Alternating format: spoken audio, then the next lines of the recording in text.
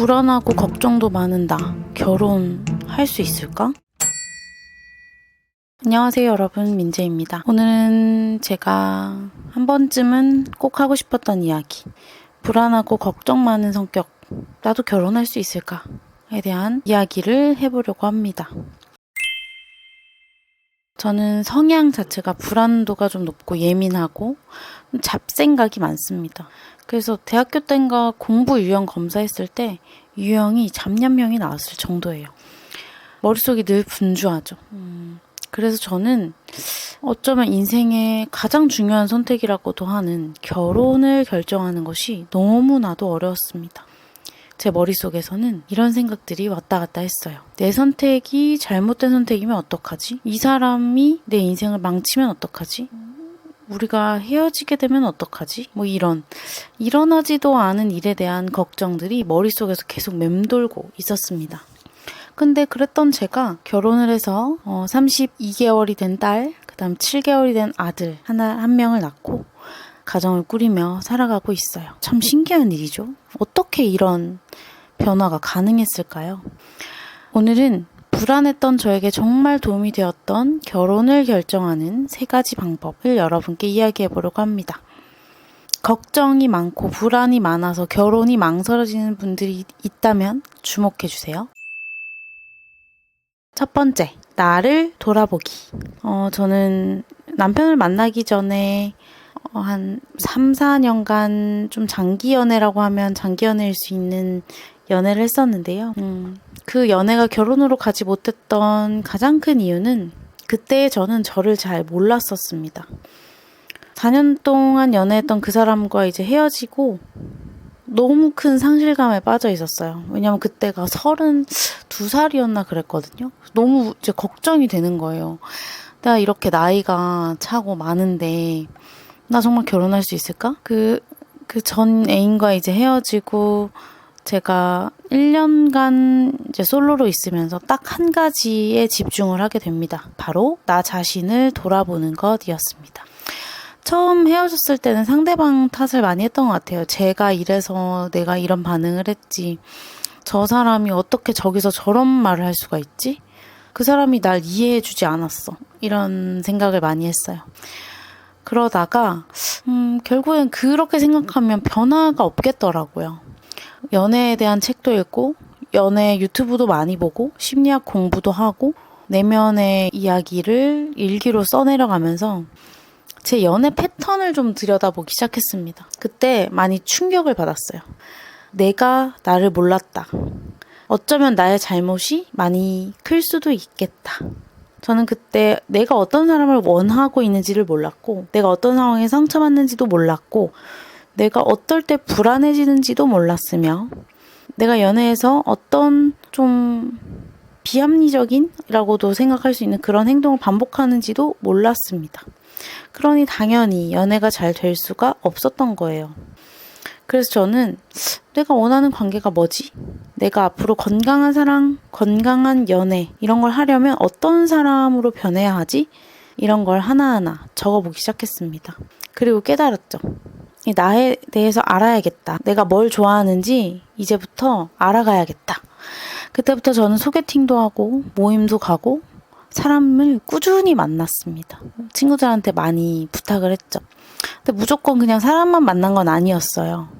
그 소개팅 그리고 만남을 통해서 저를 들여다 보았습니다. 단적인 예로 저는 제가 외모를 안 본다고 생각했거든요. 나는 외모 그렇게 중요하지 않아. 키 큰 거? 상관없어. 이라고 생각했는데 제가 소개팅을 하면서 생각보다 저는 제가 원하는 취향의 외모가 있더라고요.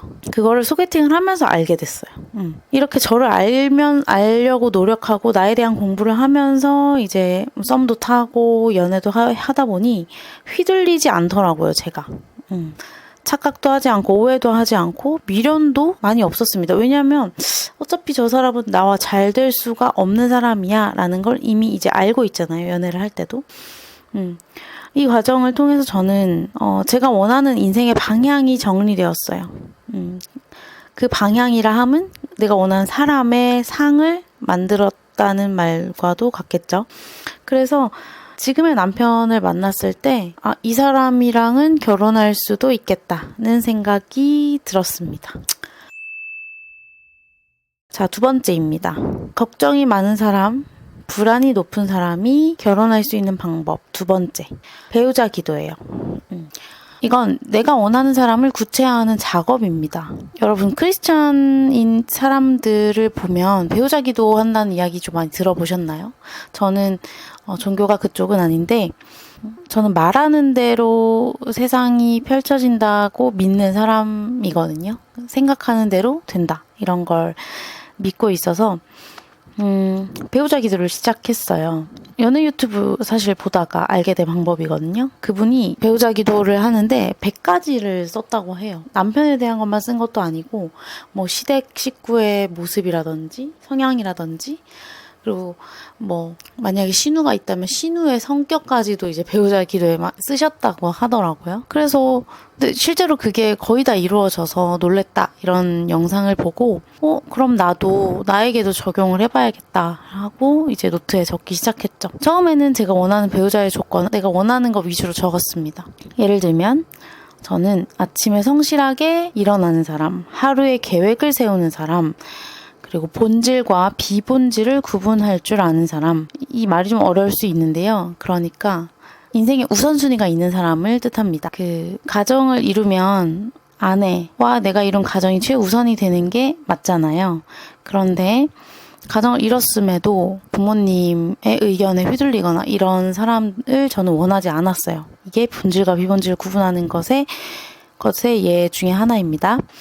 그 다음 감정적으로 좀 안정된 사람, 술, 담배를 하지 않는 사람, 경제관념이 나와 비슷한 사람, 이렇게 등등등. 이런 식으로 쓰니까 한 40개에서 40, 50개 정도 나오더라고요.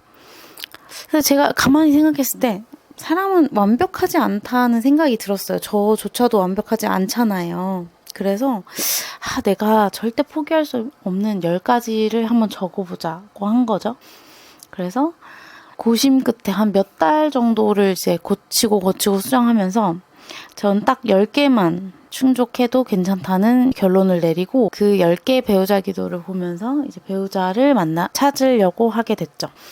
아침에 좀 계속 읽었어요. 아침에 한 번 정도는 꼭 읽고 일어나서 그렇게 루틴처럼 했던 것 같습니다.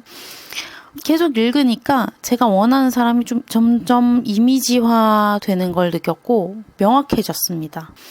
그래서 전 지금의 남편을 만났을 때 내가 원하는 항목이 거의 다 맞네 라는 느낌을 쉽게 받을 수가 있었던 거죠. 그리고 이 배우자 기도의 가장 좋은 점은 애매한 상대에게 시간 낭비하지 않게 된다는 점이었어요. 맺고 끊음이 좀 명확해진다는 거죠. 예를 들면 내가 마음이 끌리는 사람인데 담배를 피운다. 말이 잘 통하는데 술이랑 친구를 너무 좋아한다. 성실하긴 한데 경제관념이 없다. 이렇게 되면 어떻게 됩니까? 절대 만나지 않는 거죠. 제 기준을 명확히 세우니까 감정에 휘둘리지 않고 판단할 수 있었습니다. 불안이 높고 걱정이 많은 사람에겐 이런 좀 보다 명확한 기준이 정말 필요하지 않나 생각합니다. 우리는 줏대가 없게 되면, 그러니까 내 주관이 좀 약하면 좀 감정에 휘둘리기가 좀 더 쉽다는 생각이 들거든요. 걱정이 많은 사람, 불안이 높은 사람, 결혼하는 방법 세 번째, 파국화하기. 이상한데? 파국화 나쁜 거 아니에요? 잘못된 거 아니에요? 최악을 생각하는 게 결혼할 수 있는 방법이라고요? 이상하죠? 제가 아는 파국화는 배우자 기도를 했던 그 체크리스트에 맞는 사람을 만나서 결혼을 하려고 생각을 하니까 갑자기 불안이 어디 가겠습니까? 불안이 확 올라오는 겁니다. 내 선택이 틀렸다면, 이 사람과 중간 헤어지게 된다면, 내가 이 사람한테 실망을 하게 되면, 이 사람이 변하면 결혼하고 불행해지지 않을까? 돈이 없어서 고통받지 않을까? 이러다 망하는 거 아니야? 이런 불안이 시시때때로 수시로 올라오게 됩니다. 자, 불안한 사람이라면 모두 다 아는 그 감정 아시죠? 이미 마음은 그 사람을 향해 있지만 이제 머리가 계속 브레이크를 거는 그 느낌을 말합니다. 그래서 저는 그래 한번 부정적 생각이 드는 겸 파국화 해보자 이렇게 한 거죠. 최악의 시나리오까지 상상해 봤습니다. 이 사람과 결혼했다 이혼하는 거 상상을 해봐요. 그럴 수 있지. 돈 문제? 수없이 받지. 생길 수 있지. 가치관? 안 맞을 수 있지. 이렇게 시뮬레이션을 던져서 최악의 시나리오를 상상해보고 그걸 받아들일 수 있겠는지에 대해서 물어봤어요. 그래서 그 답이 나왔을 때 저는 결혼했습니다. 그래, 어쩔 수 없어. 내가 감당해야지. 돈이 없으면 내가 벌면 돼. 나 그 정도 경제력 있어. 이렇게. 이혼할 수도 있지. 뭐 대한민국 사람 반이 이혼한다는데 나라고 뭐 흠이긴 흠이겠지만 어쩔 수 없어. 이런 식으로 저는 혼자 이렇게 파국화를 시작했습니다. 파국화를 하면서 그럼에도 불구하고 나는 이 사람과 살아보고 싶은가를 계속 물어봤어요. 스스로에게. 그리고 그 대답은 그래도 나는 이 사람과 살아보고 싶다로 결정을 하게 되고 우리는 결혼을 하게 됩니다.